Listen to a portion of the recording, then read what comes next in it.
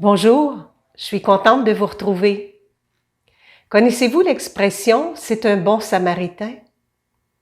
Elle nous vient d'une histoire de Jésus, il y a plus de 2000 ans, la voici. Un docteur de la loi voulait tendre un piège à Jésus en lui demandant « Qu'est-ce que je dois faire pour avoir la vie éternelle ?» Alors Jésus lui répond « Qu'est-il écrit dans la loi ?» selon la règle d'or de l'Ancien Testament où Dieu a parlé.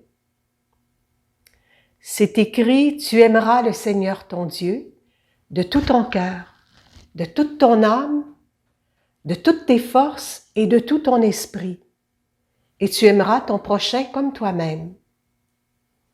Tu as bien répondu, je te félicite. Fais cela, tu vivras et tu auras la vie éternelle.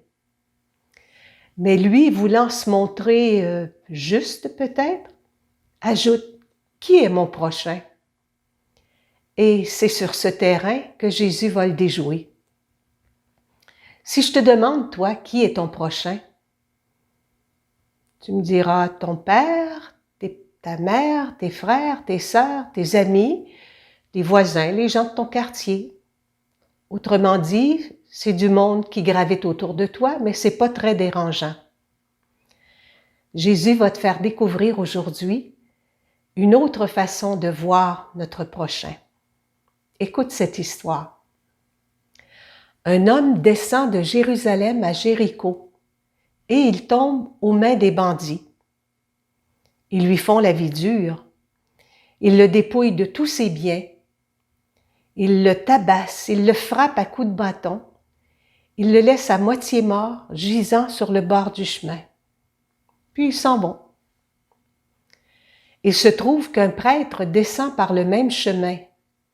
Il voit l'homme gravement blessé et il passe à distance.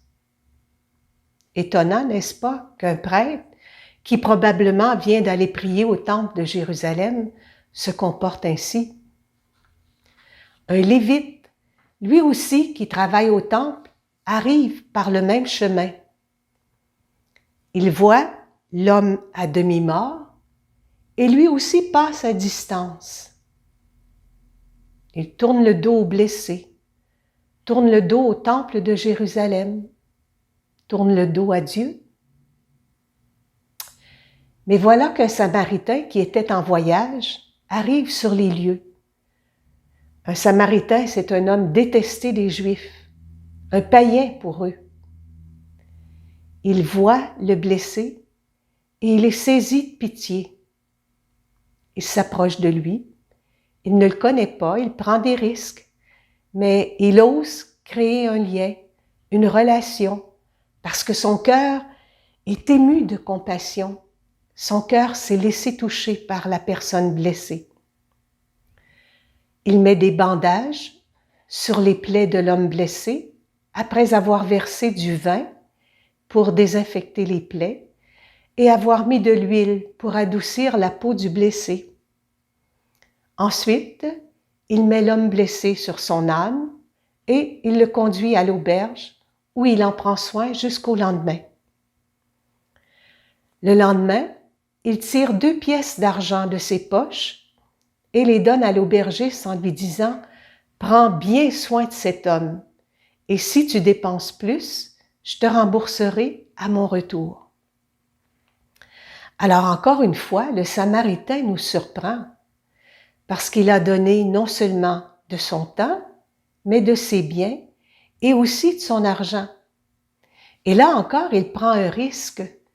Est-ce que l'aubergiste sera honnête? Est-ce que l'aubergiste lui demandera plus que ce qu'il aura vraiment donné au malade? L'histoire s'arrête ici. Et c'est au tour de Jésus de poser une question au docteur de la loi qui avait voulu le mettre dans l'embarras. Il lui demande, à ton avis, lequel des 3 personnages s'est montré le prochain de l'homme tombé aux mains des méchants? Bien, c'est celui qui a fait preuve de bonté envers le blessé. Alors Jésus lui dit, va, et toi aussi, fais de même.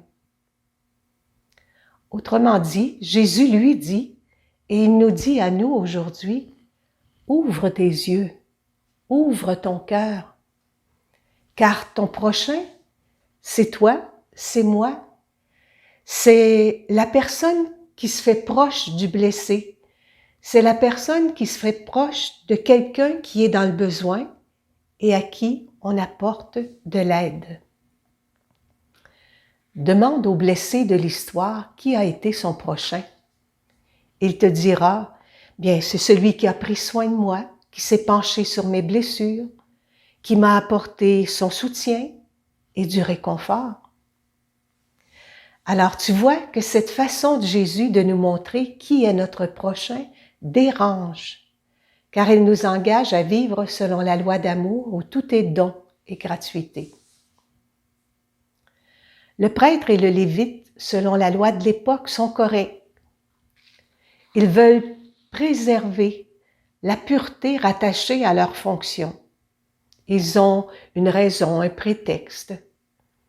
Ils se donnent bonne conscience en pensant que leur amour pour Dieu les justifie de s'éloigner de leur prochain. Ce qui est totalement faux et décevant, et c'est pour cela que Jésus remet les pendules à l'heure. Dans sa parole, il nous dit bien, « Celui qui n'aime pas son frère qu'il voit est incapable d'aimer Dieu qu'il ne voit pas. »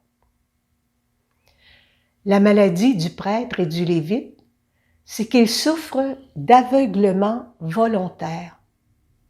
Ils souffrent de repliement sur eux, sur leur communauté. Nous, on dirait sur leur gang, puis ils n'acceptent personne d'autre. Alors maintenant que tu connais l'histoire du bon Samaritain, je vais la reprendre, mais en te montrant que Jésus, lui, est le bon Samaritain par excellence et que nous, toi, moi, nous sommes les blessés sur le bord du chemin. Alors, toi et moi, nous descendons de Jérusalem à Jéricho. En réalité, c'est la route de notre vie où se mêlent le travail, les responsabilités, les loisirs, nos activités, tous les imprévus. Quand les brigands viennent nous attaquer, comme nous sommes faibles, pécheurs, nous tombons et nous sommes blessés plus ou moins gravement. Tu vas me demander qui sont ces brigands, ces voleurs? Ce sont les forces du mal, ce sont les péchés qui détruisent l'homme.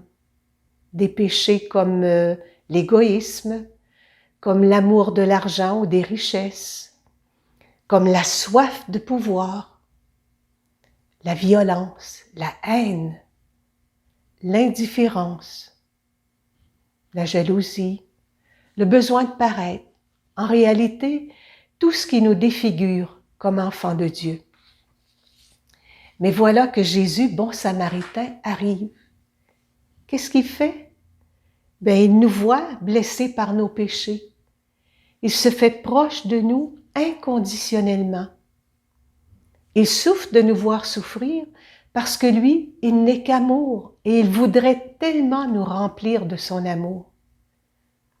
Il nous rejoint là où nous sommes tombés, là où nous nous sentons seuls, abandonnés, misérables, honteux, coupables. Il se penche sur notre misère et il nous offre un remède ou des remèdes. L'huile, entre autres, que l'on utilise dans les sacrements comme le baptême, la confirmation, l'onction des malades, et le vin que l'on utilise dans le sacrement de l'Eucharistie, et toujours gratuitement. Ce que Jésus veut, c'est nous réconforter, c'est nous redonner santé, vie, bonheur. Alors il nous conduit à son auberge. Son auberge, c'est l'Église. C'est un hôpital pour les blessés de la vie, les blessés du cœur, du corps, de l'esprit, de l'âme. C'est aussi un endroit pour les bien portants, mais on est tous à quelque part pécheurs. Je dirais que c'est aussi un fourre-tout, cet hôpital, cette église, parce que tout le monde y est admis. Les pauvres, les malades, les estropiés de la vie, les marginaux, tous ceux qu'on exclut. Tous sont admis pour recevoir l'aide et les secours appropriés. L'aubergiste, c'est le prêtre, c'est le chrétien en général. C'est la personne qui écoute, qui est attentive comme Jésus aux détresses des frères humains, à leur misère, et sans exclure personne, ni à cause de sa race, de sa langue, de sa religion ou de son statut social. Le Samaritain avait remis 2 pièces d'argent à l'aubergiste. Jésus a fait beaucoup plus que de donner des sous. Jésus a donné son temps, il a donné sa vie sur la croix pour nous. Et s'il a encore à s'investir pour notre bonheur, il est prêt à tout faire pour qu'on soit heureux. Son amour est là pour nous redonner vie, pour nous redonner notre dignité d'enfant de Dieu, pour nous remettre debout. Alors, les 2 pièces d'argent, peut-être qu'on peut les comparer à la vie donnée de Jésus. On peut les comparer à sa parole, à ses sacrements, ou à sa mère, Marie, qu'il nous a aussi donnés, et tous les autres dons qu'il nous fait sans cesse. En plus, Jésus, bon Samaritain, promet de revenir. Jésus reviendra un jour comme il l'a promis, pour rendre à chacun selon le bien qu'il a fait, selon l'amour qu'il a donné. Et il donnera au centuple à celui qui a donné un verre d'eau à l'assoiffé, de la nourriture à l'affamé, un vêtement au dénudé, à ceux qui visiteront malades, prisonniers, personnes âgées, pour se faire proche d'eux. Alors, tu sais maintenant ce qu'est un bon Samaritain. Tu comprends mieux qui est ton prochain. Alors, j'ai beaucoup de questions à te suggérer aujourd'hui pour enrichir ton vécu. La première, depuis ta naissance, peux-tu nommer des gens qui ont été de bons Samaritains pour toi parce qu'ils ont bien pris soin de toi? Deuxième, peux-tu nommer des personnes dont tu t'es fait le prochain parce que tu as su les aider quand elles en avaient besoin? Troisième, connais-tu des personnes qui aujourd'hui ou pendant leur vie se sont faites proches des pauvres, des malades, des personnes handicapées ou de tout autre groupe dans le besoin? Quatrième, d'après toi, quelles sont les qualités d'un bon Samaritain? Cinquième, as-tu conscience que c'est souvent toi le blessé au bord du chemin? Blessé intérieurement, affectivement parce que tu te sens pas assez aimé, psychologiquement, spirituellement ou physiquement. Quelle blessure es-tu prêt ou es-tu prête à présenter à Jésus bon Samaritain pour qu'il te soigne et te guérisse? Et finalement, es-tu capable de nommer des blessés sur le bord du chemin quand tu regardes la société d'aujourd'hui? Alors, à toi maintenant de poursuivre ta route, de découvrir qui est ton prochain, quels sont ses besoins. Bonne marche avec Jésus.